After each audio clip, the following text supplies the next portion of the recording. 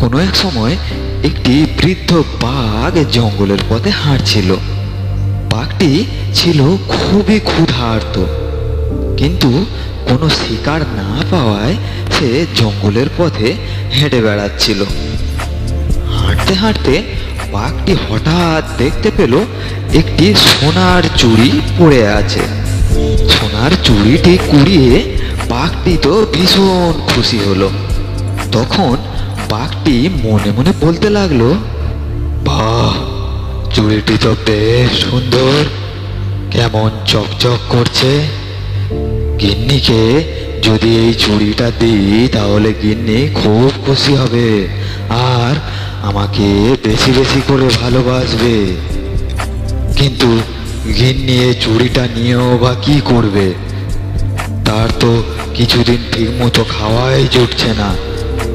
এই চুড়ির পরিবর্তে আমি তাকে যদি কিছু খাবার দিই, সে এর থেকে বেশি খুশি হবে। আমরা বাঘেরা এই চুড়ি নিয়ে করবোইটা বা কি? হ্যালো। বাঘটি চুড়িটি পেয়ে যখন এমন চিন্তা ভাবনা করছে, ঠিক তখনই পাশের গ্রাম থেকে পুজো পাঠ সেরে একটি ঠাকুর মশাই সেখান থেকে বাড়ি ফিরছিল। ঠাকুর মশাইকে দেখে সেই বুড়ো বাঘটি চেঁচিয়ে বলতে লাগলো, ও বামন ঠাকুর, ও বামন ঠাকুর, কোথায় চললে? একবার এদিকে এসো না, তোমার সাথে বিশেষ দরকার রয়েছে। ওরে বাবা রে, এ তো একটা আস্ত বাঘ। এখন আমি কোথায় পালাই? ও বাঘ, তোমার যা বলার দূরে থেকে বলো, আমি তোমার কাছে যাব না। ও বামন ঠাকুর, আমি তোমার কোনো ক্ষতি করব না। এই দেখো, আমার কাছে একটা সোনার চুড়ি রয়েছে।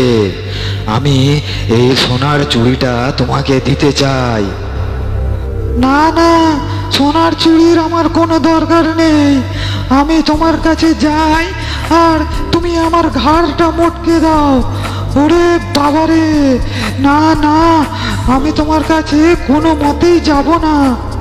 বামুনের এই কথা শুনে বাঘটি মনে মনে ভাবতে লাগলো, বামুনকে আরো একটু লোভ দেখায়, কারণ বামুনেরা খুব লোভী হয়।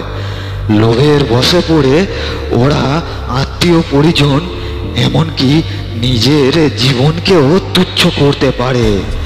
বামুনরা খুবই লোভী হয়। বামুনকে আমি আর একটু লোভ দেখাই। ও বামুন, আমি এই সোনার চুড়ি নিয়ে করবোটাই বা কি? আমার তো কোনো কাজে লাগবে না, আর তাছাড়া আমার বয়স হয়ে গেছে, নখে দাঁতে আর তেমন ধার নেই। আমি তোমাকে খাবো না, তুমি অনায়াসে এসে চুড়িটাকে নিয়ে যেতে পারো। বাঘ এমনভাবে ভরসা দেওয়ায় বামুনের মনে একটু জোর এলো। বামুন তখন বাঘকে বলল, দেখো বাঘ মামা, আমি শুধু চুড়িটার জন্যই তোমার কাছে যাচ্ছি। তুমি তোমার কথা রেখো, আমাকে যেন খেও না। কারণ বাড়িতে গিন্নি আবার আমার জন্য অপেক্ষা করছে। আমি কতটা চাল পয়সা নিয়ে যাচ্ছি সেইটা দেখার জন্য গিন্নি অপেক্ষা করে রয়েছে। এরপরে বামন ঠাকুর ধীরে ধীরে বাঘের কাছে এলো সেই চুড়িটার লোভে। যেই না চুড়িটা নিতে যাওয়া, অমনি বাঘ বামুনকে ধরে ফেললো এবং তার ঘাড় মটকে দিল। বামুনের মাংস খেয়ে বাঘটি বলতে লাগলো, আরে দূর দূর দূর, এ বামুনের মাংস একেবারে বেস্বাদের।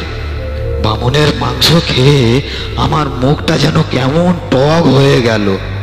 আজ পর্যন্ত আমরা মানুষের মাংস খেয়েছি অনেক, মানুষের মাংস কত সুস্বাদু এবং মনকে অনেক তৃপ্তি দেয়, কিন্তু এই বামুনটির মাংস একেবারে জঘন্য। বামুনরা কি মানুষ নয়?